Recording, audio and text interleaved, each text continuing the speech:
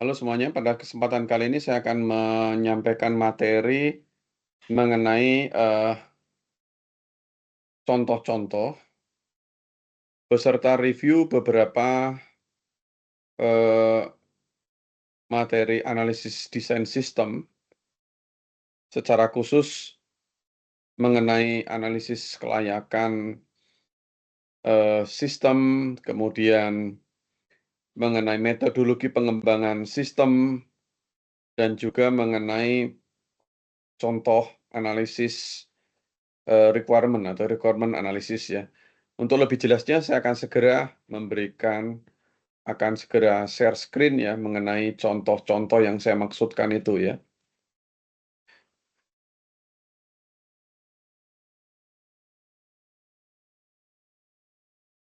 Jadi misalnya kita beberapa waktu lalu sudah membahas mengenai sistem development metodologi ya.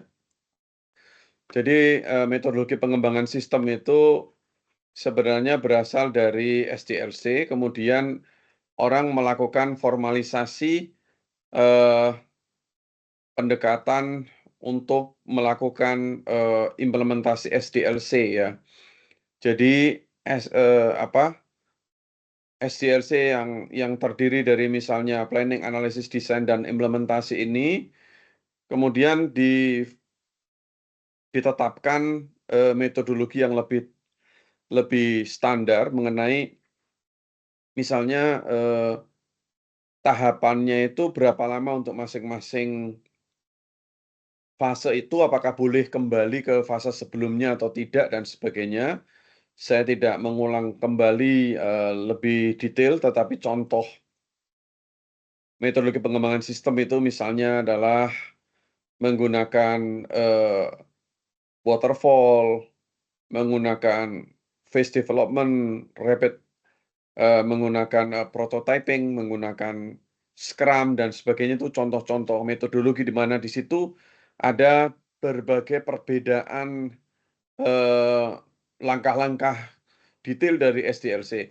Memang semuanya itu mengandung SDLC, tetapi detail SDLC-nya itu atau detail tahapan SDLC itu berbeda-beda tergantung metodologi yang ada. Nah, saya akan langsung memberikan contoh, misalnya kita memiliki apa namanya contoh perusahaan namanya Bank Digital Fitur, di mana produknya adalah sistem manajemen nasabah atau perusahaan PT Bank Digital Fitur ini ingin mengembangkan suatu sistem, di mana sistem yang dimaksudkan adalah ingin dilakukan penggantian sistem manajemen nasabah yang lama dengan sistem yang lebih baru dan terintegrasi. Jadi namanya bank, di situ berarti ada fasilitas atau fitur untuk eh, menyimpan uang, melakukan peminjaman uang, dan sebagainya. Nah, di dalam konteks pengembangan sistem, PT Bank Digital Fitur ini ingin mengganti sistem manajemen nasabah dari sebelumnya sistem yang lama, kemudian akan dibuat sistem yang lebih baru dan terintegrasi gitu, di mana mereka memerlukan sistem yang stabil yang dapat diandalkan dan mereka telah menentukan semua persyaratan dan fitur yang diperlukan sejak awal. Nah, yang dimaksudkan di sini adalah misalnya di dalam contoh bank digital fitur ini adalah sebenarnya mereka mungkin sudah pernah punya sistem yang lama, mungkin ada sistem IT-nya ya, tapi sistem IT-nya itu misalnya hanya bisa diakses sepenuhnya hanya pada eh, pada satu cabang saja. Mungkin kemudian akan dikembangkan ke banyak cabang, atau mungkin saja akan dimungkinkan customer bisa mengakses data saldo dan sebagainya gitu ya. Jadi sehingga misalnya memungkinkan customer melakukan pengaksesan data secara online ya, data yang tentu adalah data yang berhak untuk diakses atau boleh diakses ya.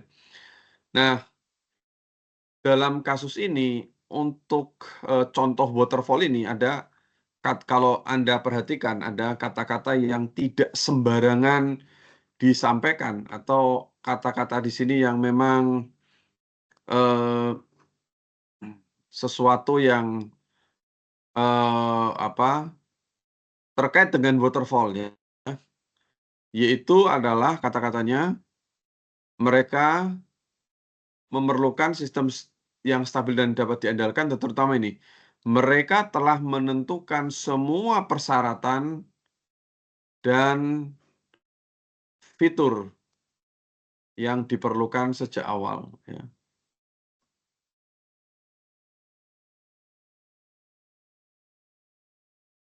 Nah, ini adalah contoh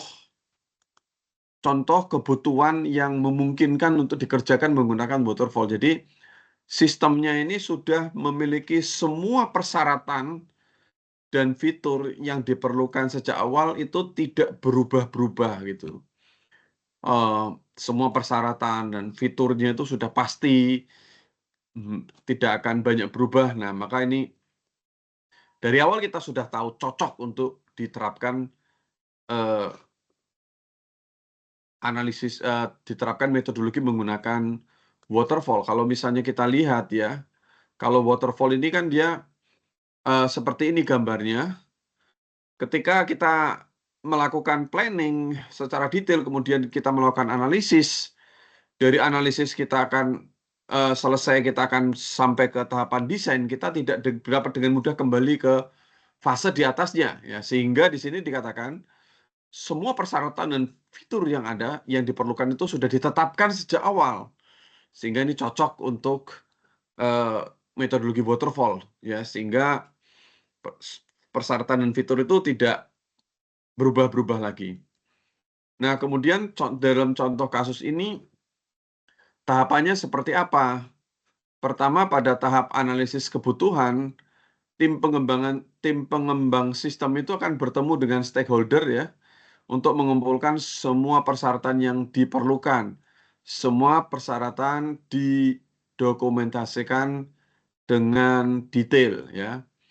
Ya sekilas ini ya sama saja, apa bedanya dengan metodologi yang lain, tetapi seperti yang disampaikan di awal tadi, bahwa pada fase analisis kebutuhan ini benar-benar sudah ditetapkan dengan sangat rigid, sangat, ketat ya, sehingga dia tidak kembali ke, fase sebelumnya.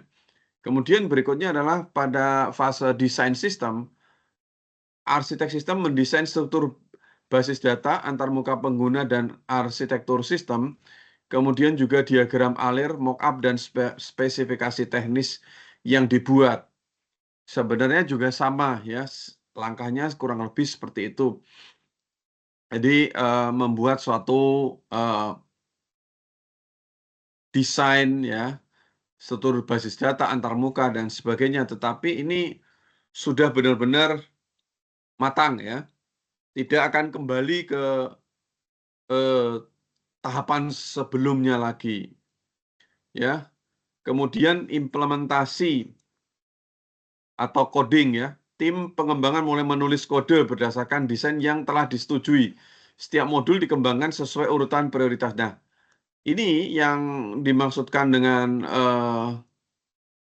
metodologi waterfall itu adalah ketika suatu kode dituliskan, ketika implementasi atau coding dilakukan, maka pengembang sistem tidak akan kembali ke fase sebelumnya, karena tadi dikatakan di awal bahwa persyaratan dan fitur itu sudah ditetapkan sejak awal dan tidak berubah-berubah lagi. Sehingga desain analisis dan desain sistemnya sudah mantap, implementasinya sudah dilakukan dengan meyakinkan tanpa ada perubahan, tidak perlu ada terlalu banyak perubahan, bukan terlalu banyak, tidak ada perubahan lagi di fase sebelumnya, gitu ya. Kemudian berikutnya adalah tahapan pengujian ya. Setelah kode selesai, tim QA akan menguji sistem untuk memastikan tidak ada bug atau kesalahan ya. Nah, jadi dengan demikian di sini pada tahap pengujian ini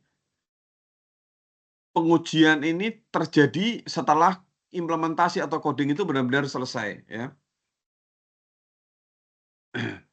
Kemudian setelah tadi dalam tahap pengujian, tim QA menguji sistem untuk memastikan tidak ada bug atau kesalahan. Kemudian pada tahapan penerapan atau deployment, sistem yang telah diuji dipindahkan ke lingkungan produksi ya.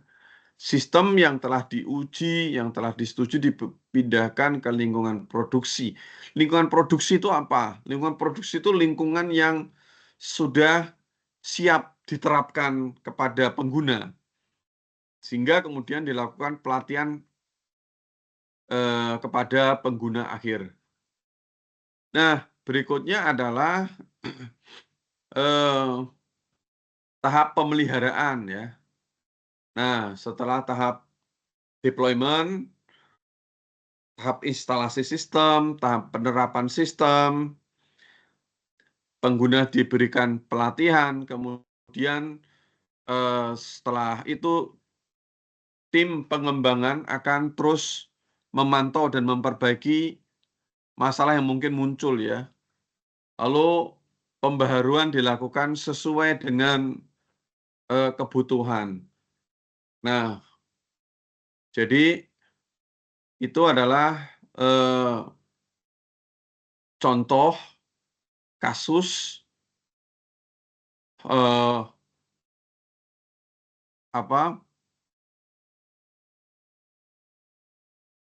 untuk contoh kasus yang cocok untuk metodologi waterfall, gitu ya. Nah, kemudian, nah ini hasilnya. Dalam waktu 6 bulan, PT Bank Digital Fitur berhasil meluncurkan sistem manajemen nasabah baru mereka dengan melakukan pendekatan waterfall. Setiap fase itu selesai sepenuhnya sebelum fase berikutnya, memastikan bahwa tidak ada detail yang terlewatkan.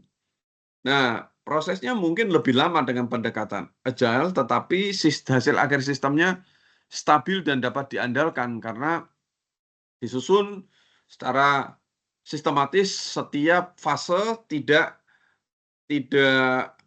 bisa dijalankan sebelum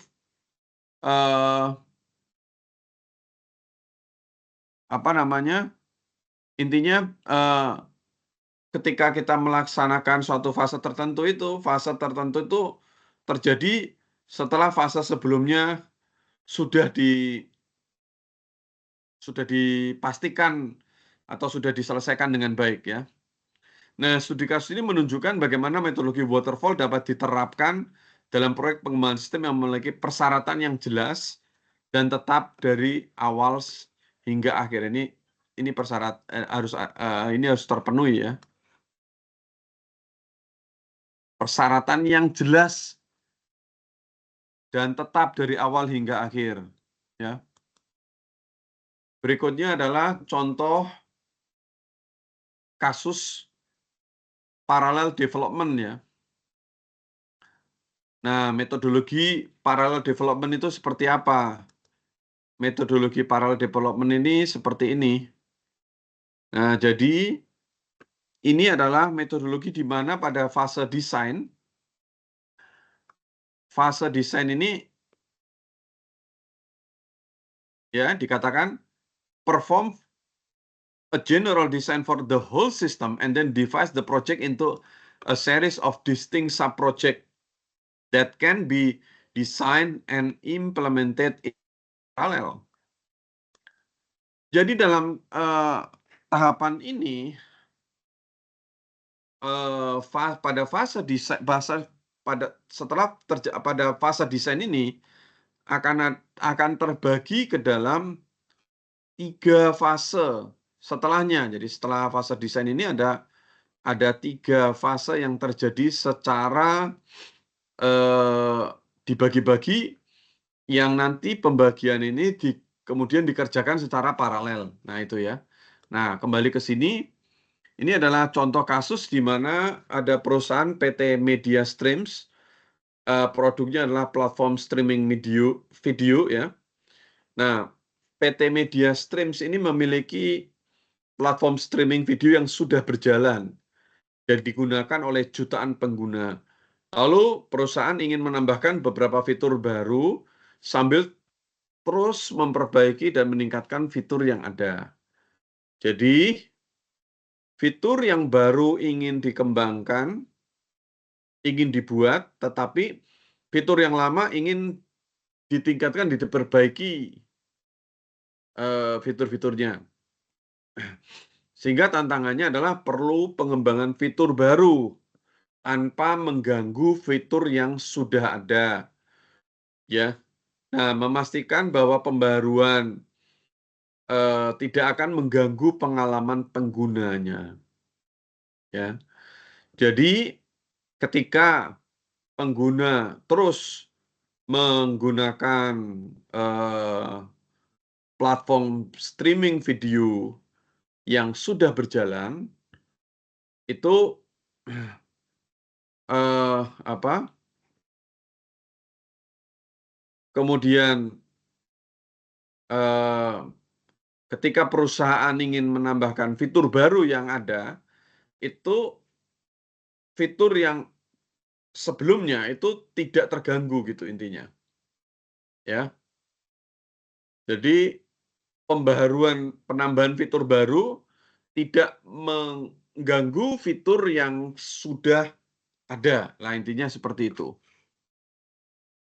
Nah, sehingga ada kesimpulannya di sini ada dua yang ingin dikembangkan, yaitu fitur baru dan kedua adalah fitur yang sudah ada ingin dikembangkan menjadi lebih baik.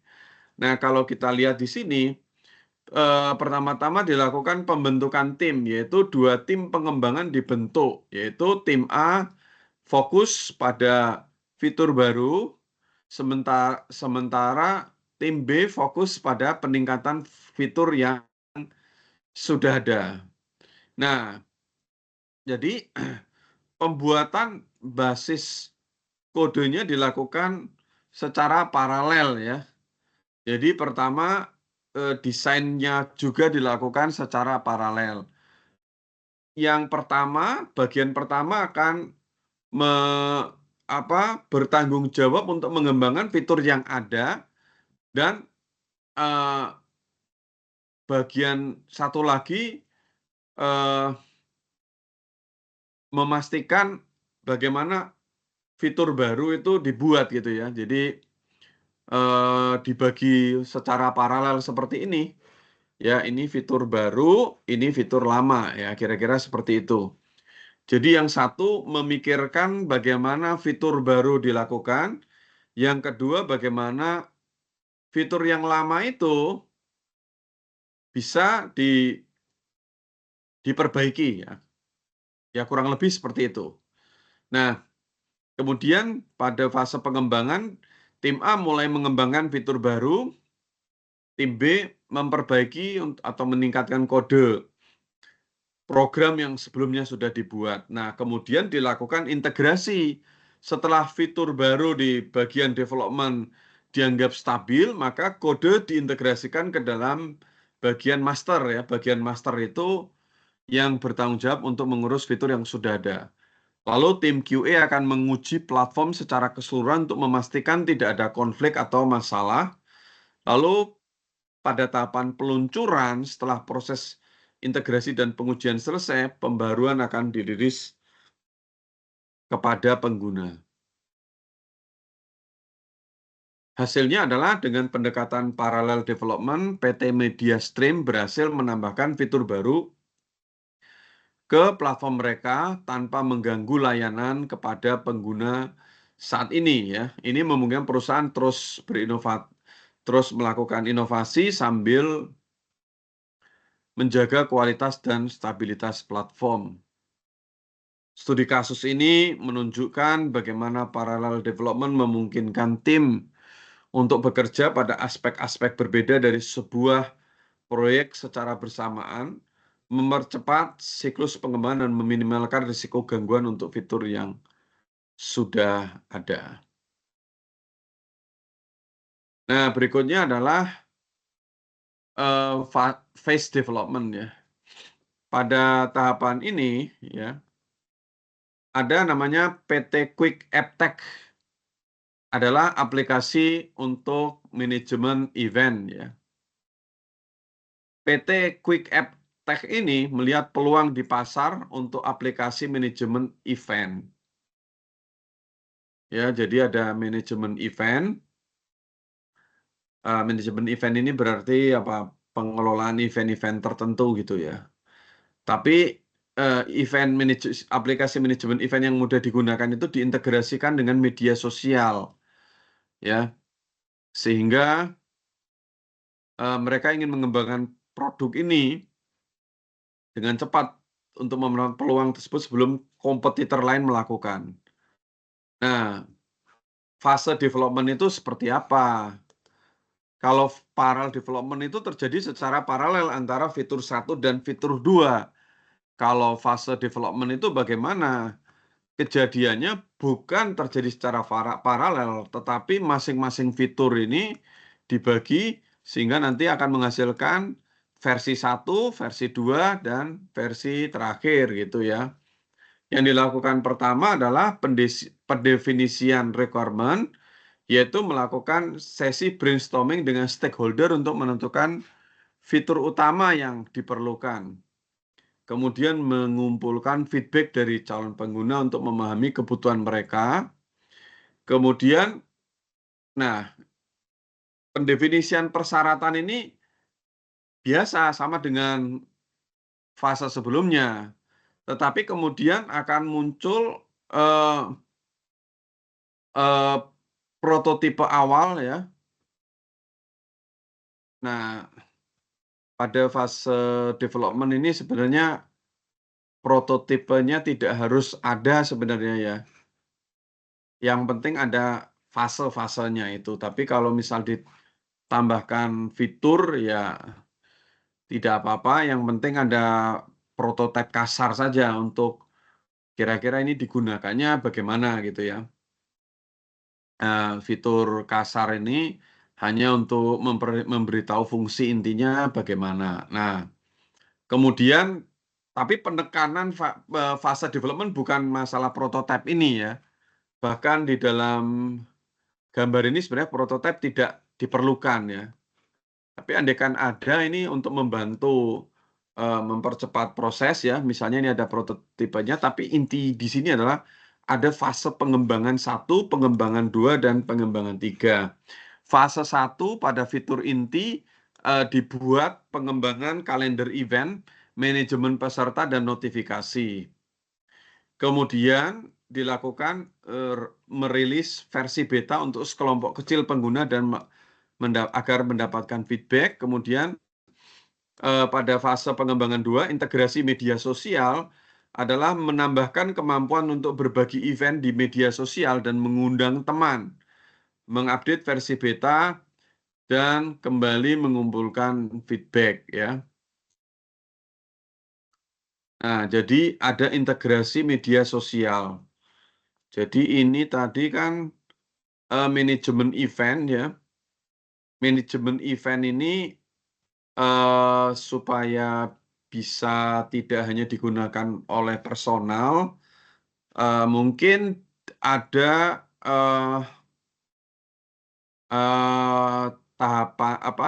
ada kebutuhan pengembangan fase 2, yaitu integrasi media sosial. Gunanya apa? Misalnya orang tahu saya attending suatu conference, orang tahu saya sampaikan di media sosial, saya akan mengikuti event tersebut, international conference, lalu orang akan saya undang ya, dan orang akan mungkin tertarik karena saya merekomendasikan atau saya hadir di event tersebut ya.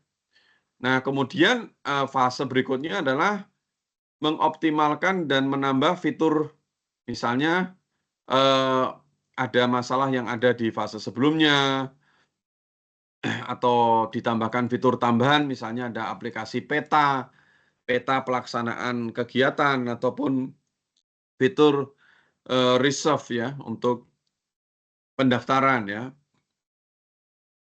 Nah, setelah selesai semua, maka ada peluncuran final.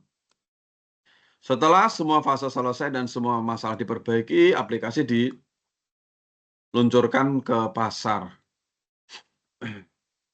Nah,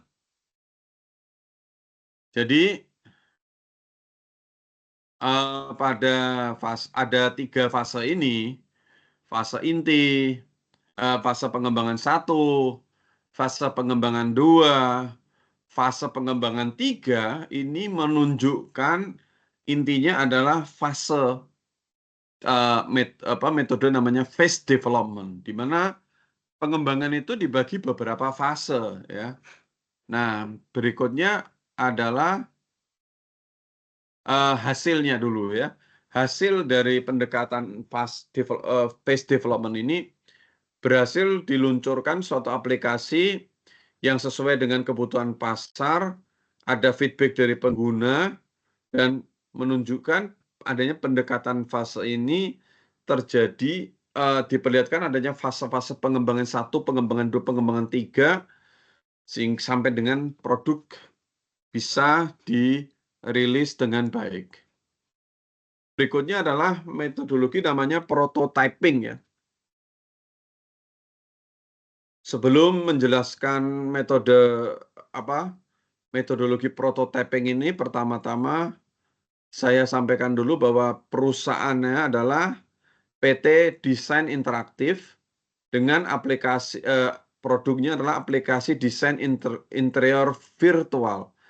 Nah, pada latar belakangnya adalah PT Desain Interaktif ini ingin menciptakan aplikasi yang memungkinkan pengguna untuk mendesain interior rumah mereka secara virtual dengan drag and drop furniture dan dekorasi lainnya ya. Jadi orang ingin mendesain interior rumah, nanti dia ingin di aplikasi itu mendesain interior rumah mereka, lalu setelah itu dari situ nanti pengembang misalnya akan melakukan desain interior berdasarkan rancangan dari pengguna. Jadi pengguna ingin membuat interiornya seperti apa, nanti pengembang desain interior ini akan hadir, akan datang untuk memenuhi permintaan pengguna yang ingin mendesain interior rumah tersebut. Nah, pada tahapan ini, prototyping development itu bagaimana? Prototyping development ini gambarnya seperti ini. Jadi di sini jelas-jelas ada prototype ya. Kalau di fase development tadi sebenarnya tidak harus ada prototype, tapi kalau di fase eh, di metode prototyping ini harus ada sistem prototype. Jadi seperti apa? Jadi pertama-tama dilakukan pendefinisian persyaratan awal, dilakukan sesi brainstorming dengan tim desain dan stakeholder untuk mengidentifikasi fitur dasar dan fungsi yang diinginkan, lalu dilakukan survei sederhana untuk memahami kebutuhan pengguna. Kemudian dibuatlah suatu prototipe ya, prototipe yang sederhana yang memungkinkan pengguna mendesain ruangan dengan beberapa furnitur dasar, metode desain ruangan yang masih dasar, belum memiliki fungsionalitas penuh, sehingga hal ini dimaksudkan supaya pengguna memiliki gambaran umum. Jadi kalau dilihat di sini, fase analisis desain dan implementasi ini dilakukan secara cepat untuk segera menunjukkan apa yang dibutuhkan pengguna ya. Jadi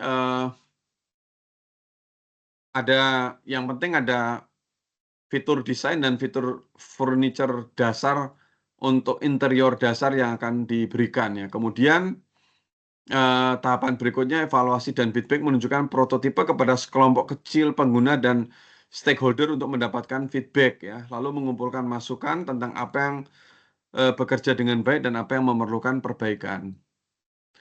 Nah, setelah dilakukan prototipe pertama, lalu dilakukan eh, lalu ini kan dilakukan evaluasi dan feedback. Nah, berdasarkan feedback, tim mengembangkan prototipe kedua dengan perbaikan dan penambahan fitur berdasarkan masukan pengguna. Fitur, contohnya kan kalau tadi orang bisa eh, mendesain dengan furnitur dasar saja. Nah, lalu ada setelah feedback ada masukan dari pengguna dan untuk melakukan perbaikan dan penambahan fitur ya, fitur tambahnya adalah visualisasi 3D dan integrasi foto furniture online itu ditambahkan ya. Visualisasi 3D dan integrasi toko furniture online gitu ya. Itu pada prototipe yang kedua. Nah, kemudian ada evaluasi dan feedback. Proses evaluasi dan feedback diulangi dengan prototipe yang diperbarui. Setiap putaran prototipe membawa aplikasi lebih dekat ke produk final. Nah, lalu ada pengembangan final. Setelah beberapa iterasi prototipe dan kejelasan apa yang diperlukan pengguna, maka tim benar-benar mengembangkan versi final dan aplikasi.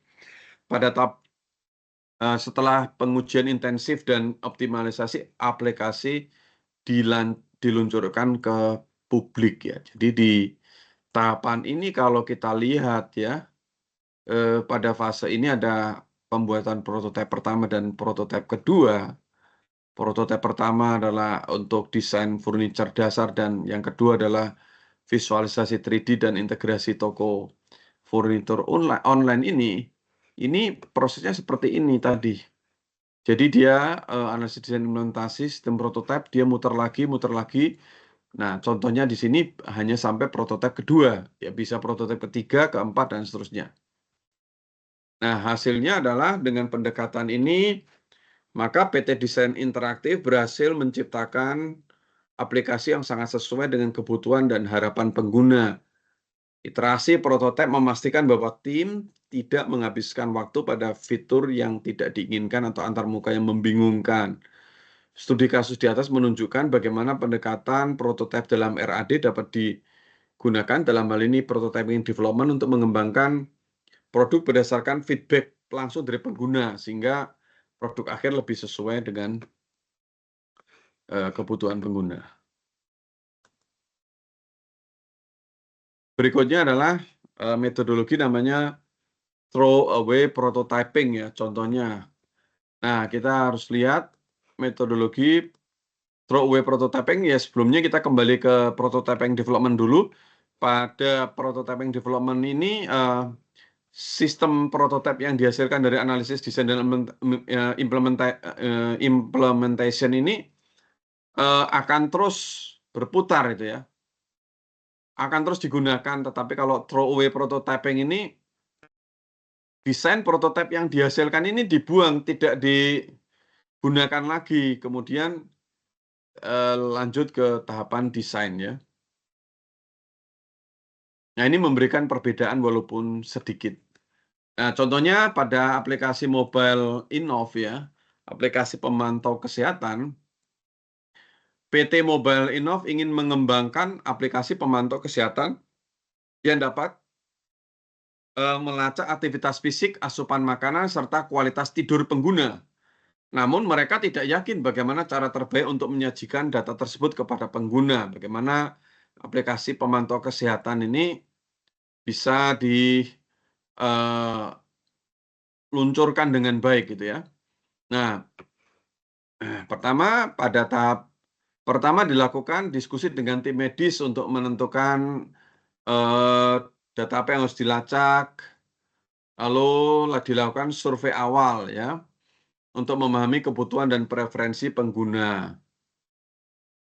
Lalu pembuatan prototipe awal, tim mengembangkan prototipe sederhana dengan antarmuka pengguna dasar untuk menampilkan data kesehatan, lalu diberikan prototipe kepada pengguna, feedback menunjukkan bahwa pengguna ingin visualisasi yang lebih interaktif ya. Lalu ada prototipe yang kedua dengan feedback dari prototipe pertama dikembangkan prototipe kedua dengan antarmuka yang lebih interaktif dan pilihan personalisasi. Jadi meskipun ini tadi ada yang dibuang ya, prototipenya dibuang, tapi bisa saja ini dilakukan sampai prototipenya ini terjadi beberapa kali sehingga ada prototipe awal ya untuk menampilkan data kesehatan. Nah, visualisasi data, lalu ada prototipe kedua yang lebih interaktif dan lebih personalisasi gitu ya. Lebih personal sesuai dengan masing-masing dari pengguna. Nah, lalu dilakukan evaluasi dan feedback ya untuk memperoleh suatu tanggapan dari pengguna. Nah, kemudian prototipe kedua ini kemudian dibuang, tidak digunakan pada fase pengembangan lanjut dan dibuang itu maksudnya apa ya ini pada fase desain ini kan ini nggak dipakai lagi desain prototipe itu, maka ini dibuang namanya. Nah, berdasarkan semua feedback dan prototipe yang telah dilakukan, tim mulai mengembangkan versi final dari aplikasi dengan fokus pada kegunaan dan fungsionalitas. Lalu pada tahap peluncuran, setelah tahap pengembangan pengujian final, aplikasi diluncurkan ke publik. Jadi kalau contoh ini ada prototipe awal, prototipe kedua, tapi kemudian prototipenya dibuang lalu masuk ke pengembangan fase final ya, seperti ini ya, prototipe pertama, prototipe kedua. Nah, ini dibuang, lalu masuk desain dia udah hasil dari prototipe yang dibuang tidak dilanjutkan lagi. Prototipe ini ya, tidak digunakan sebagai dasar untuk pengembangan lebih lanjut ya. Seperti itu ya. Jadi prototipe yang dibuang itu bagaimana sih? Ya prototipenya ini dia sudah yang fase berikutnya itu berdasarkan pengembangan pengguna itu sudah tidak harus mengikuti prototipe sebelumnya gitu loh. Tetapi itu berguna untuk mengetahui sejauh mana sistem itu dibutuhkan oleh pengguna, apa harapan pengguna gitu loh. Nah, sehingga hasil dari tahapan ini adalah ini kalimat penting ya, meskipun prototipe awal tidak digunakan dalam versi akhir, proses iteratif ini memastikan aplikasi yang dihasilkan sesuai dengan harapan pengguna. Studi kasus menunjukkan bagaimana throwaway prototyping dalam RAD memungkinkan tim untuk eksperimen dengan ide desain untuk mendapatkan feedback langsung dan kemudian memulai pengembangan final dengan pemahaman yang lebih baik tentang apa yang diinginkan pengguna. Ini adalah kata kuncinya, memungkinkan tim untuk eksperimen dengan ide-ide desain dan mendapat feedback langsung, kemudian memulai pengembangan final dengan pengembangan yang lebih baik tentang apa yang diinginkan pengguna. Nah, berikutnya adalah ada perusahaan namanya Sehatku Mobile. Adalah aplikasi pengingat konsumsi obat ya. Orang udah minum obat atau belum, bisa lupa ya, latar belakangnya adalah PT Sehatku Mobile ingin mengembangkan aplikasi yang dapat meningkatkan pengguna untuk mengkonsumsi obat tepat waktu dan mencatat riwayat konsumsi obat.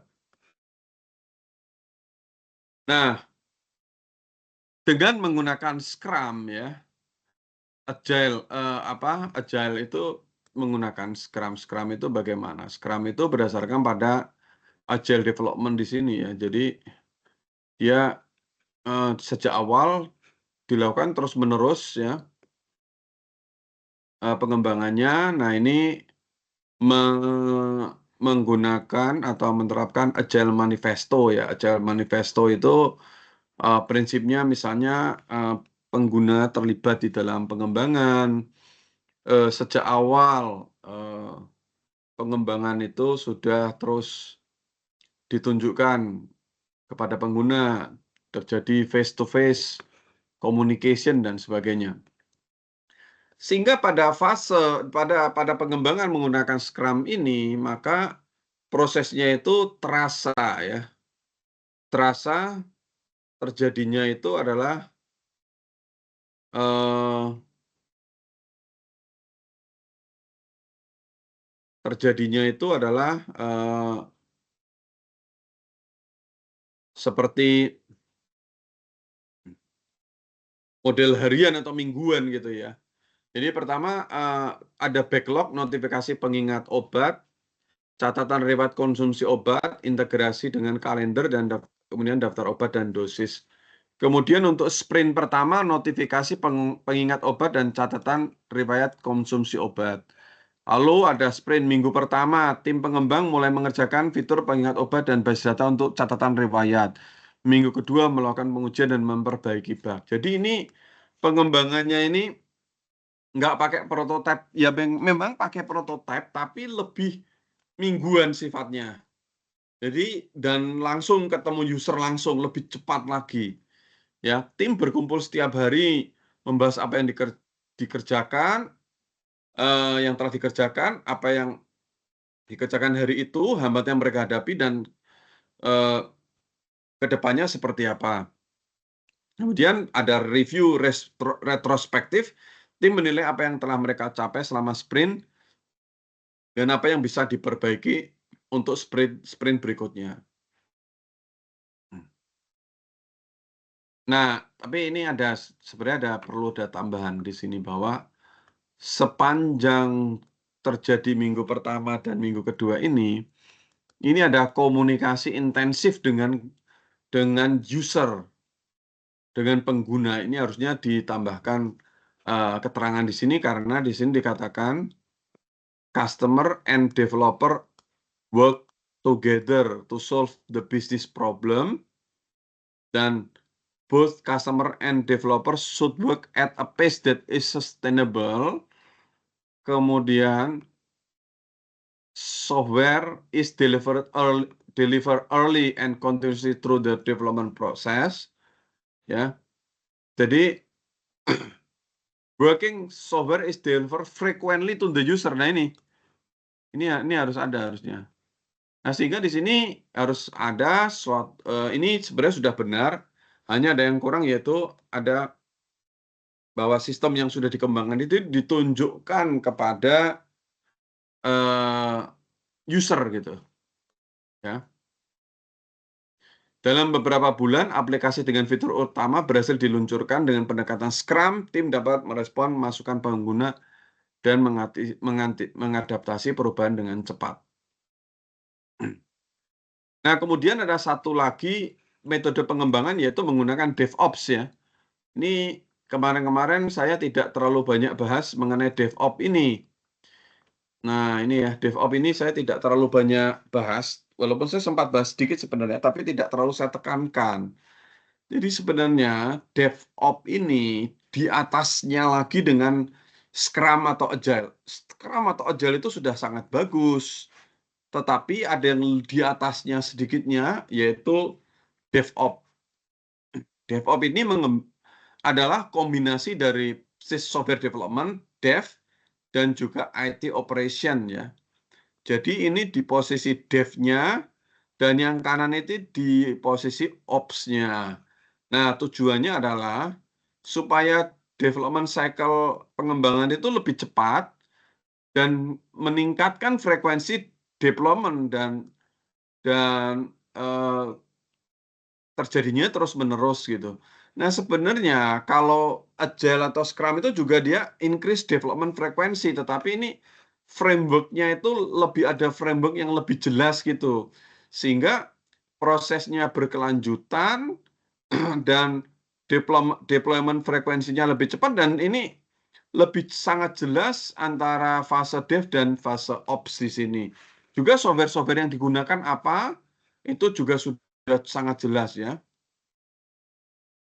Jadi, tahapannya adalah plan, code, build, test, release, operate, repeat ya. Nah, jadi kalau bedanya dengan Scrum mungkin ya, kalau Scrum itu, tidak sampai ke release, operate ya. tidak sampai ke deployment yang benar-benar sudah dirilis betul-betul ya. Tapi kalau di sini sudah benar-benar sampai tahapan rilis begitu. Nah, atau rilis itu rilis deployment itu artinya digunakan user betul-betul gitu. Nah, kita melihat misalnya ada platform e-commerce contohnya PT Web Dynamics Corp menghadapi masalah dengan waktu tunggu yang lama saat merilis fitur baru dan sering kali mengalami downtime setelah rilis ya. Nah, ini fase-fasenya pertama menentukan fitur baru yang akan ditambahkan seperti sistem rekomendasi produk ya. Pada tahapan kode, tim pengembangan mulai menulis kode untuk sistem rekomendasi. Berikutnya, kode diintegrasikan ke dalam repositori bersama setiap hari. Lalu fase tes, setiap kali kode baru ditambahkan, otomatis menjalankan tes untuk memastikan tidak adanya bug. Kemudian tahapan rilis dengan alat otomatisasi, fitur baru dirilis ke lingkungan produksi. Lalu tim operasi memantau aplikasi dan memastikan semuanya berjalan dengan lancar. Terakhir, feedback dari tim operasi dikirim kembali ke tim pengembangan untuk perbaikan berkelanjutan. Nah, bedanya di sini adalah ada fase yang secara cepat dilakukan rilis. Rilis ini berarti tidak hanya di dalam fasenya itu selesai kepada user, tapi benar-benar digunakan. Digunakan sambil dikembangkan, digunakan sambil dikembangkan. Itu yang membedakan DevOps dengan fase yang dengan metodologi yang lainnya. Hasilnya dengan mengadopsi DevOps, PT Web Dynamics Corp mampu memperpendek siklus rilis mereka, mengurangi downtime, tidak hanya pada fase pengembangan selesai, tapi benar-benar dirilis, dideploy, dirasakan oleh pengguna seperti apa, pengguna akhir langsung melakukan evaluasi terhadap operasional yang ada. Jadi kolaborasi antara tim pengembangan dan operasi meningkat sehingga meningkatkan efisiensi dan kualitas sistem yang dikembangkan gitu. Nah, demikian video saya untuk penjelasan mengenai contoh bagaimana metodologi-metodologi yang saya jelaskan sebelumnya itu bisa diterapkan ya, bisa diterapkan pada kasus nyata gitu. Jadi tidak hanya kita sudah menjelaskan metodenya itu apa, tapi juga metode itu kalau diterapkan di dalam sistem nyata itu seperti apa, ya. Saya kira demikian video ini, ya. Terima kasih.